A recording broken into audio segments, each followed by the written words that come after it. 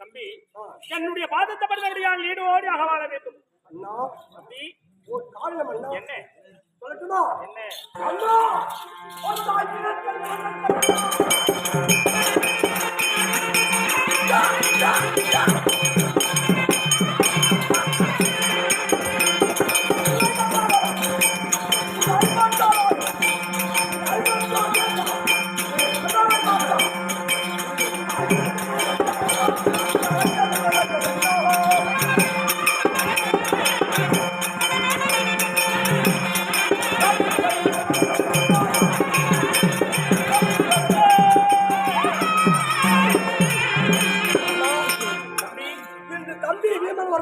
வர வேண்டும் அப்படின்னு அறிவு கொடுத்தாயே.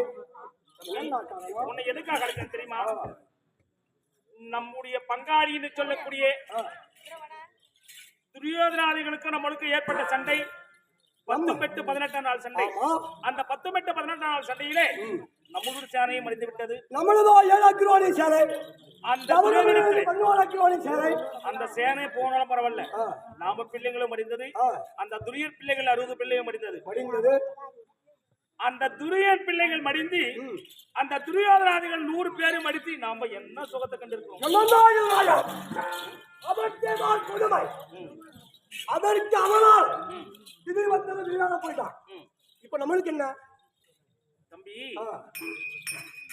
பங்காளி இருந்தால் அவன் நல்லவனும் கெட்டவனும் எல்லோரும் சேர்ந்திருந்து அவன் கெட்டவனா இருந்தாலும் சரி, தம்பி நல்லா இருக்கட்டும், அண்ணன் நல்லா இருக்கட்டும், அவன் எத்தனை நினைச்சாலும் சரி, தப்பு நினைச்சாலும் அவன் தப்பே நினைச்சாலும் சரி, தம்பிதானே. ஆமா, தப்பு செய்தாலும் தம்பிதானே. ஆமா. மாமா என்று சொல்லக்கூடிய எம்பெருமான் சாட்சியாதி கண்ணனை நாடு கேட்பதற்காக அனுப்பி வைத்தோம். மாமனை நாடு கேட்க வந்தோம். மாமன் நாடு வாங்கின வரல, சண்டை வாங்கி வந்தான்.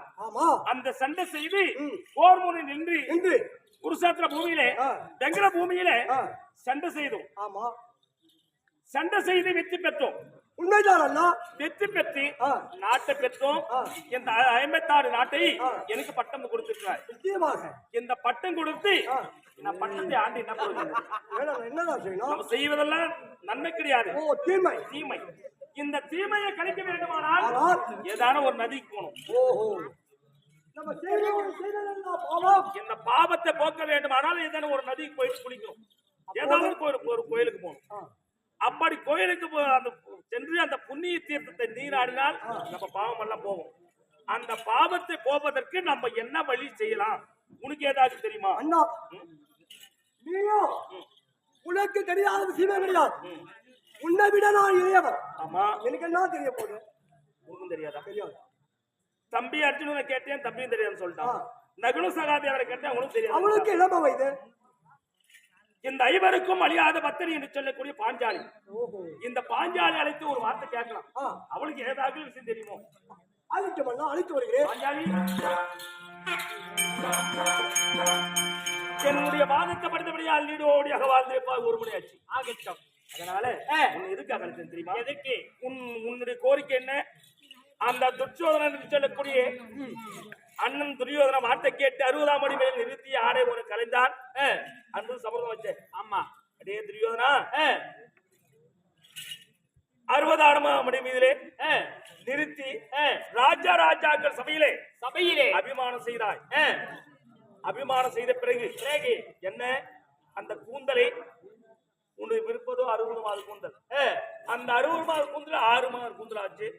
அந்த சபதம் வச்சுட்டேன். சரி, சபத பிரகாரம் துரியோதனாதிகள் மடித்து விட்டார்கள். ஆமா, மடிந்து பூ பொட்டு மஞ்சள் குங்குமம் எனத்தும் இருக்கிறார். உண்மைதான். நாட்டை நான் ராஜாவா இருக்கிறேன், நீ ராணியா இருக்கிற. ராணியாக இருந்து என்ன பிரயோஜனம்? என்ன சாமி? பங்காளி என்று மாறாமல் ஐவராஜாக்களை சண்டை செய்து வெல்ல வேண்டும் என்று சொல்லி நினைத்தார். அவனால முடிய கிடையாது. நாம வெற்றி பெற்றோம். 100 பேர் முடியல 5 பேர் வெற்றி பெற்றோம். ஆமா, அந்த வெற்றி பெற்று என்ன பிரயோஜனம் இருக்குது? 56 நாட்டு ஆண்டு என்ன பிரயோஜனம் இருக்குது? என்ன சாமி சொல்றீங்க? நம்ம செய்வதெல்லாம் தீமை, நல்லது கிடையாது. இந்த தீமை நாம நல்லது செய்ய வேண்டும். அப்படி செய்ய வேண்டுமானால் இந்த கர்மம் என்று சொல்லக்கூடிய அது கர்மம். அந்த கர்மத்தை நீக்கணும். அதுக்கு ஏதாவது உனக்கு வழி தெரியுமா? சாமி, 5 ஆச்சாரியர்கள் 5 பேர்களும் ஆண்களாக இருக்கிறீர்கள். 5 ஆச்சாரியர்களுக்கு நான் மனைவியாக இருக்கிறேன். 5 தெரியாத விஷயம் ஏதாவது எனக்கு தெரியுமா? பாஞ்சாலிக்கு தான் தெரியும் நினைச்சேன். பாஞ்சாலி உனக்கும் தெரியல. எனக்கு தெரியாது சாமி. தம்பி பீமா, அண்ணா, இப்பொழுது நாங்க 5 பேரும் பாஞ்சாலியோட 6 பேரும் இதுக்கு என்ன செய்யணும் தெரியுமா? என்ன செய்யணும்? இது நன்மை செய்ய வேண்டுமானால் ஆனால் நம்மளுக்கு காக்கக்கூடிய எம்பெருமான் சாட்சாரிய கண்ணன் நம்ம காக்கக்கூடிய தெய்வம். துரியோதன செய்த கொடுமையா 12 காலத்தில் இருக்கும்போது மாமா என்றார். ஆமா, உடனடியாக ஆபத்தை காக்கக்கூடிய மாமன் பரவாம இருக்கிறார். அவர் தியானிக்கணும், அவருக்கு ஒரு நல்லது செய்யணும். அத நல்லது செய்தது உண்டானால் நம்மளுக்கு 4ஆம் பதி உண்டு, நாம நல்லா வாழ்வோம். சரி, அதனால மாமன் நினைக்கலாமா?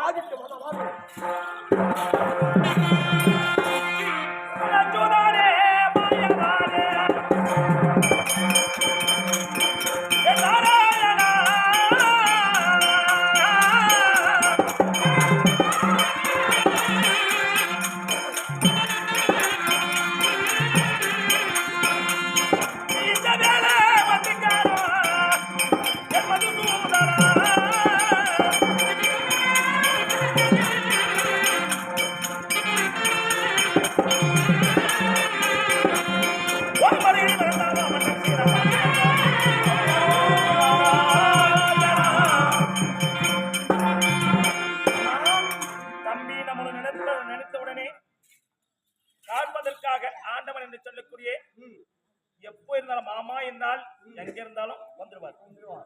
அழைத்த உடனே அதோப்பா ஆழ்வார் என்று சொல்லக்கூடிய இரண்டு வருகிறார்.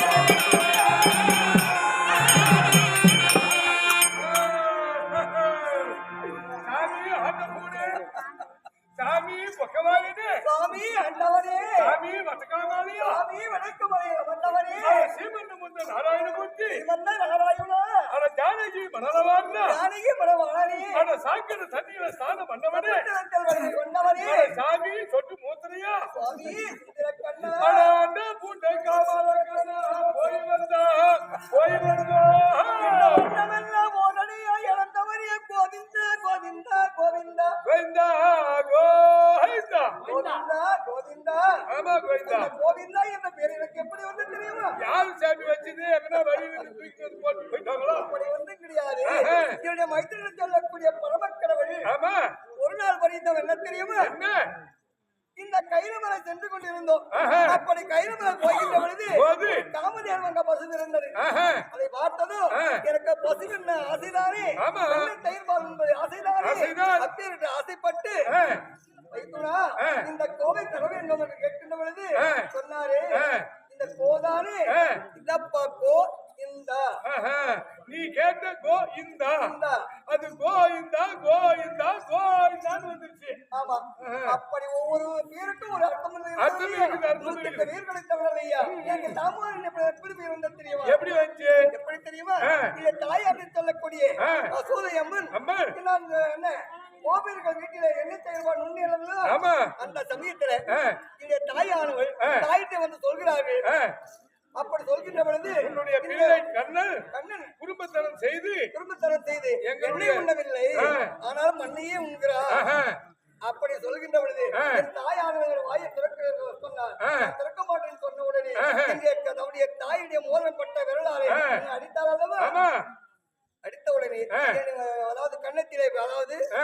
அந்த மோதிரம் பதிந்து விட்டது விட்டு விட்டது ஆமா. அங்கிருந்து ஆ. தாயுடைய மோதிரம் பட்டது அவனுக்கு தாமோதிரம் வீரம் வந்தது இல்லையா ஓஹோ. அப்படி ஒவ்வொரு வீருக்கும் ஒரு அர்த்தம் அர்த்தம் இருக்குது இருக்குது இருக்குது அப்படி இருந்தாலும் இருந்தாலும் இந்த யாதவ குல சிகாமணியில் அமர்ந்திருக்கும் இந்த சபை ஆமா. இந்த சபை எப்படி இருக்கிறது ஆஹா. கருங்கடலை போல் கட்டுப்பாடு செங்கடலை போல் சிறப்பு அரபி கடலை போல் அடக்கம் அடக்கம். அப்படி அமைதி வாய்ந்த அமைதி சபையாக வாய்ந்து இருக்கிறது அப்படி அமைதிவாய் இருக்கிறதே ஆ. என்ன தெரியுமா ஏன்? வானத்திலே என்ன இருந்தால் அழகு இருக்கிறது அங்கே ஒலிக்கக்கூடிய நட்சத்திரம் இருந்தால் அழகு அப்படி இருக்கு கடலிலே என்ன இருந்தால் அழகு இருக்கும் அந்த ஓசையோடு எழுந்து வரக்கூடிய அந்த அலை இருந்தால் அழகு இதன் அந்தவரத்திலே என்ன இருந்தால் அழகு இருக்கிறது நடந்து வரும் வழிதனிலே வீசும் தென்றலிலே மலர்ந்த மலர்களின் வாசம் வந்தால் அழகு அழகு ஆமா. அப்படி அப்பேர்கிட்ட 3 இடத்திலே 3 விதமான அழகு இருக்கிறது இருக்கிறது. இந்த சபையிலே என்ன இருந்தால் அழகு இப்படி அமர்ந்து கொண்டிருக்கக்கூடிய இந்த தலை இருந்தால் அழகு தலை இருந்தால் அழகு அழகு. தலையிலே முகம் இருந்தால் அழகு முகத்திலே புன்சிரிப்பு இருந்தால் அழகு அழகு அந்த புன்சிரிப்போடு ஆசையோடு நம்முடைய பண்போடு பாசத்தோடு பார்த்து கொண்டிருக்கிறார்களே ஆமா.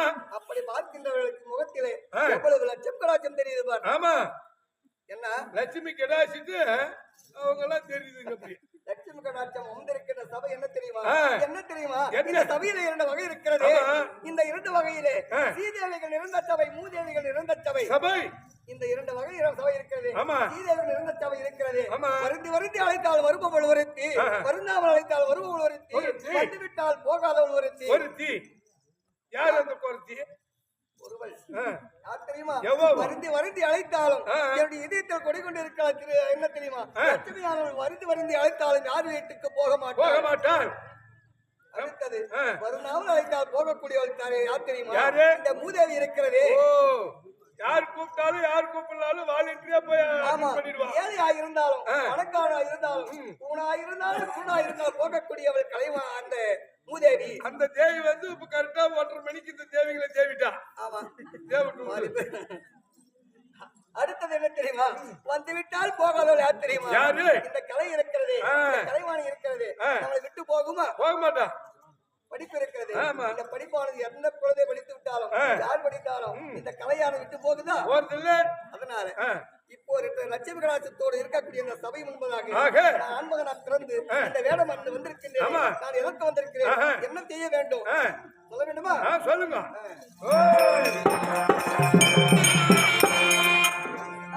வீடும் பக்தனுக்கு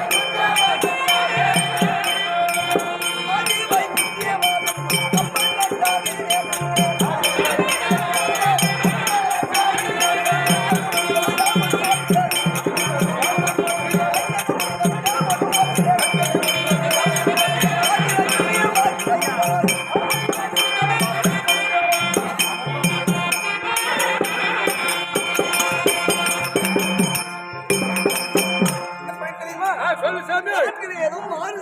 18 புராணம் 24 யாகும் 32 தர்மம் 64 விளக்கையாகும் 96 தத்துவங்கள் 108 கீதியம் அறிந்து நாத்தர சாமதம் தாத்திங் என்பது மூன்று குணத்தையும் அளித்து தெய்வாய்க்கல் மதமாச்சார் என்று சொல்லக்கூடிய 6 வகை வெட்டி அடியோடு சாய்த்து காம விரோத மோகம் எனும் அஞ்சான இருளர் நோக்கி பஞ்சாயுதத்தை எமுதோட்டும் பாலினில் வெண்ணெய் போலும் எள்ளினில் எண்ணெய் போலும் நீரும் பாலுமாக கலந்த கொண்ட பரிபூர்ணமா பரிசுக்கின்ற திருமதி தேவகி அம்மனுக்கும் வசதி அவருக்கும் கர்ப்ப சுபிரகம் அவதரித்து ஆவணி மாதம் வெள்ளிக்கிழமை இரவு 12 மணி ராத்திரி ஏப்பலை என்ற ஊரில் பிறந்தவர் எனது பெயர் ஸ்ரீ ஹரி கண்ணபிரான். ஸ்ரீ ஹரி கண்ணபிரான். ஆகட்டும் சாமி. எப்படி இருந்தாலும் நான் எங்க போகணும் தெரியுமா? எங்க போகணும்?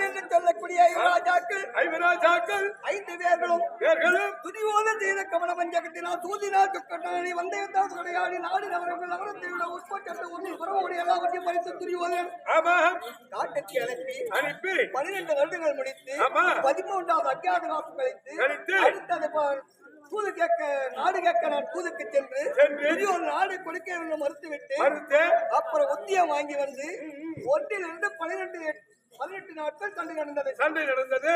ஒரு நாள் சண்டை மட்டும்தான் துரியோதன வெற்றி. அடுத்தது 17 நாட்களும் ஐவராஜாக்களை வெற்றியடை செய்து இந்த மகாபாரதியை முடித்தேன். மகாபாரதத்தை பிடிப்பதற்காகவே தருமனுக்கு குறைந்த வயது.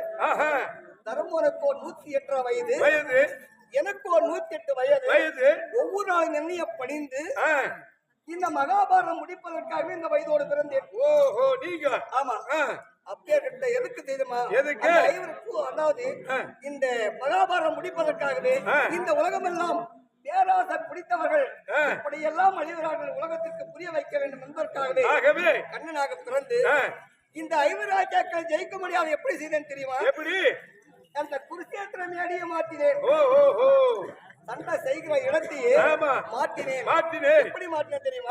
2 பேர்களும் ஜெகனியும் துரியோதனனும் எங்க போறாங்க? குருஷேத்திர மேடை எங்கே சண்டை மேடை அமைக்கலாம் அப்படி என்பது போய் கொண்டிருக்கிறார்கள். அப்படி போகின்ற பொழுது ஒரு விவசாயி தண்ணி பாய்ச்சி இருக்கிறான். நிலத்துல தண்ணி பாய்க்கிறான். அப்படி தண்ணி பாய்த்து கொண்டிருக்கின்ற பொழுது இந்த மழையானது தண்ணி உடைச்சின்னு போயினே இருக்குது. ஓ அவர் வளர்ச்சி கட்டு அது மடம் அது வளர்ச்சி போகுது. மடமடன்னு போயினே இருக்குது. ஆஹா. அந்த போகின்ற பொழுது இந்த சாப்பாடு எடுத்து வருவதற்கு நேரம் இல்லை, இன்னும் வரவில்லையே என்று சொல்லி தன்னுடைய குழந்தை இருக்கிறது பக்கத்துல பெற்ற பிள்ளையை அந்த மடியில வைத்து தண்ணியை திருப்புறான். அடப்பாவி. அப்படி திருப்புகின்ற பொழுது போது. அப்பொழுதுதான் சொன்ன ஜெகடி கூப்பிட்டு சொன்ன பார்த்தனையா இந்த இடம் இருக்கிறதே, ஆமா இது பாசத்துக்கு இடமில்லாத இடம் இருக்கிறது, ஆமா வந்த பாசத்துக்கு இடமில்லை, இடமில்லை. இந்த இடத்தில் தான் நம்மளுக்கு பாசம். மண்ணினால் மடை கட்டினால் உடைந்து போகுது என்று சொல்லி சொல்லி தன் பிள்ளையுடைய மடியாக வைத்து இந்த இடத்திலே தண்ணி திருப்புகிறார். கட்டுகிறானே, இங்கே பாசம் இல்லை, பாசம் இல்லை, நீதிக்கு இடமில்லை. இடமில்லை. ஆஹா. அதனால அந்த இடத்தை நான் குருஷேத்திரம் அமைக்க வேண்டும் என்று ஜெகடி சொன்னான். துரியோதனங்கிட்ட அந்த குழந்தையா போறது யார் தெரியுமா? யாரு? அடியன் நான் தான். பாத்தியா இல்ல? பாரு அப்படி சென்று இது குருஷேத்திரம் வெடி அந்த அமைக்க சொன்னேன். சொன்னீர்கள். அமைக்க சொல்லுகின்ற பொழுது அப்பயும் சொன்னா மாமா இந்த இடத்தில் குருஷேத்திரம் வெடி அமைக்கிறாயே, நான் எந்த பக்கம் நின்று பானம் போட வேண்டும்? போட வேண்டும். புதிய 5 ராஜாக்கள் எந்த பக்கம் நின்று நீங்க பானத்தை என் மீது செய்வார்கள், பானப்பிரயோகம் செய்வார்கள். செய்வார்கள் அப்படின்னு சொன்னா. அப்பதான் சொன்னா ஆஹா. அப்ப சொல்லுகின்ற பொழுது துரியோதனன் சொன்னா மாமா நான் கடவுள் எந்த பக்கம் தெரியுமா அமர்கிறாரோ அந்த இடத்துல நான் நிற்பேன். ஏன்னா கடவுள் போல என நினைத்து வானம் என் நேர் படாது அப்படி என்று சொல்ல கிடக்குறமா என்று சமர் செய்தான். யாரு? துரியோதனன். துரியோதனன் 5 ராஜாக்கள் எப்படி இருந்தாலும் நேர்க்க பிரமா என்ற பானத்தை போட்டு துரியோதனை அடித்தார்கள், படைகளை அடித்தார்கள். அப்படி எல்லாம் மாத்தி இந்த குருஷேத்திர மேடையை மாத்தி 5 ராஜாக்களுக்கு ஜெயிக்க செய்து இன்றிருந்து மகாபாரத போர் முடிந்து விட்டது. ஆமா. அப்படி முடிந்தும் நான் நிம்மதியா இருக்கலாம், இருக்கலாம். தங்கையான பாஞ்சாலிக்கு விரித்து கூந்தலை முடித்து தர்மனுக்கு இந்த அஸ்தாபனத்தை பட்டம் சூட்டி கட்டிவிட்டு அழகா இருங்கடான்னு தான் சொல்லிட்டு வந்தேன். நல்லா நிம்மதியா இருக்கேன்னு வந்திருக்கிறேன். ஆனா இன்னைக்கு என்னவோ காரணம் தெரியவில்லை, மறுபடியும் கூப்பிடுறாங்க. போய் பார்க்கலாமா? பார்க்கலாமே.